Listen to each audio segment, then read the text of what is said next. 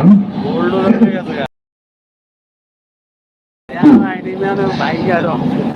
will read out a portion of the judgment commencing from origin and object of the tribunal, jurisdiction of the tribunal, and he will read out Article 7 of Rome Statute, elements of crime against humanity, elements of superior command status, responsibility, and then the charges.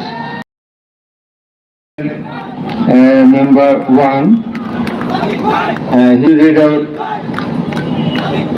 some portions from the discussion of the evidences, the report of the United Nations Human Rights Commission, and then the extent of cruelty administered upon the victims, and thereafter the points of arguments submitted by the learned prosecutor and learned State Defense Counsel.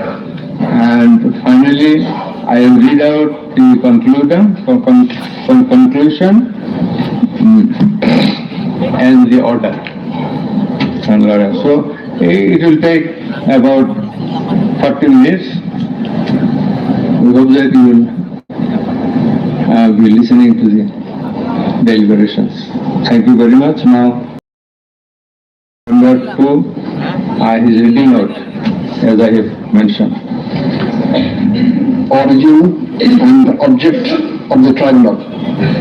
The International Crimes Tribunal has been established under the International Crimes Tribunal Act 1973 to provide for the detention, prosecution, and punishment of the persons for genocide, crimes against humanity, war crimes, and other crimes under international law committed within or beyond the territory of Bangladesh, whether before or after commencement of the Act.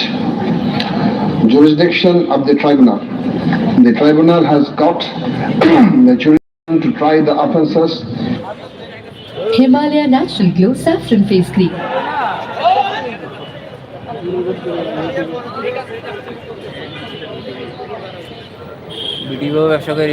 Shall have the power to try and punish any individual or group or individuals, organization or any member of any disciplined force, auxiliary force or intelligence agency who, irrespective of his nationality, commits or has committed within or beyond the territory of Bangladesh, before or after the commencement of this Act, any of the crimes mentioned in its subsection 2. According to subsection 2 of section 3, the following acts or any of them is crime within the jurisdiction of a tribunal for which there shall be individual responsibility. The Constitution of Bangladesh has given upper hand in Article 47, subarticle 3 thereof to the application of the provisions of International Crimes Tribunal Act 1973 in the following manner. Notwithstanding anything contained in this Constitution, no law providing for detention, prosecution, or punishment of any persons who is a member of any armed or defense of auxiliary forces or any individual group of individuals or organization or who is a prisoner of war for genocide, crimes against humanity or war crimes and other crimes under international law shall be deemed void or unlawful, or ever to have become void or unlawful on the ground that such law or provisions of any such law is inconsistent with or repugnant to any of the provisions of the constitutions. Crime against humanity, namely murder, extermination, enslavement, deportation, imprisonment, abduction, confinement, torture, rape, sexual exploitation, enforced disappearance, human trafficking, sexual slavery, enforced prostitution, forced pregnancy, enforced sterilization or other inhuman acts when committed as part of a widespread or systematic attack direct against any civilian population with knowledge of the attack, or persecutions on political, racial, ethnic or religious grounds, whether or not in violation of the domestic law of the country were perpetrated. Section 4 provides as follows: any individual or groups of individuals or any member of any disciplined force, auxiliary force or intelligence agency who commits a crime within the jurisdiction of the tribunal shall be responsible and liable for punishment.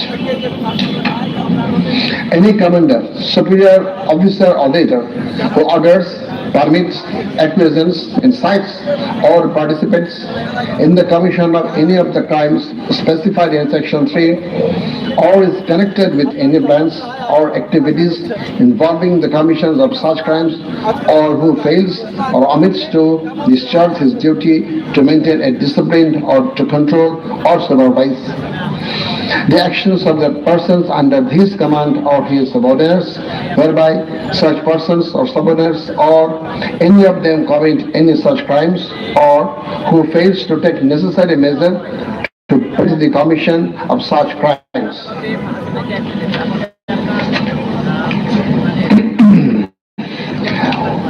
Now, crimes against humanity according to Rome Statute.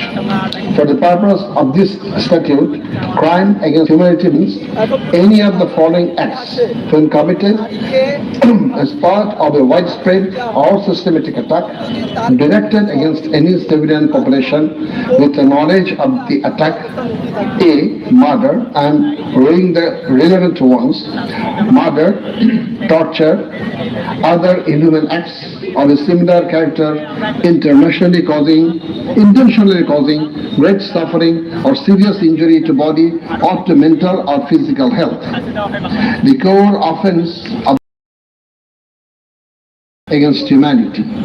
Thus, we have to see what elements are required to constitute this crime. Section 4 of the Act, there must be an attack. B. The attack must be widespread or systematic. C.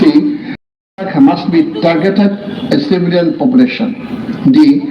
The attack must be within the knowledge of the superior, or the superior should have known of the attack in order to hold him or her liable for the crime. The superior must have been in the control over the concerned subordinates.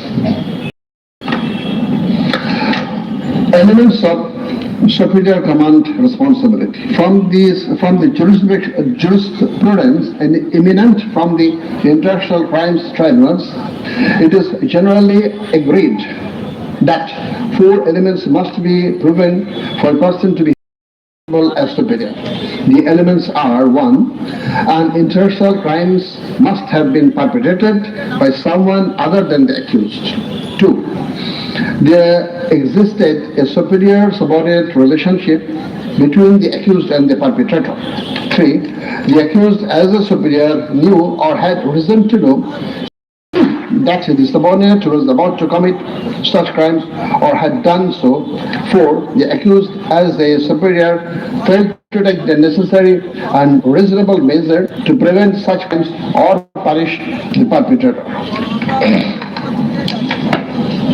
Section 4, subsection 2 of the International Crimes Tribunal Act provides that any commander or superior officer who orders, permits, acquiesces or participates in the commission of any of the crimes specified in section 3 or is connected with any plans and activities involving the commission of such crimes, or who fails or omits to discharge his duty to maintain discipline or to control or supervise the actions of the persons under his command or his subordinates, whereby such persons or subordinates or any of them commit any such crime, who fails to take necessary measures to prevent the commission of such crime is guilty of such crimes.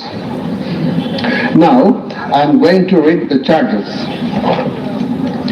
On the point of the jurisdiction of this tribunal raised by the learned State Defence Council, it may be noted that there is no scope in law to raise such question, since question of jurisdiction of the tribunal is barred by Section 24 of the International Crimes Tribunal Act. Regarding the allegations against the accused, he merely made flat denials thereto, without showing anything subsistence contrary to the acts complained of. On the other hand, on perusal of the formal charges and the documents submitted therewith, also in consideration of the submission of the learned Chief Prosecutor, State Defence Council, it has been made to appear to us that there are sufficient grounds for framing charges against the accused under Section 3, subsection 2,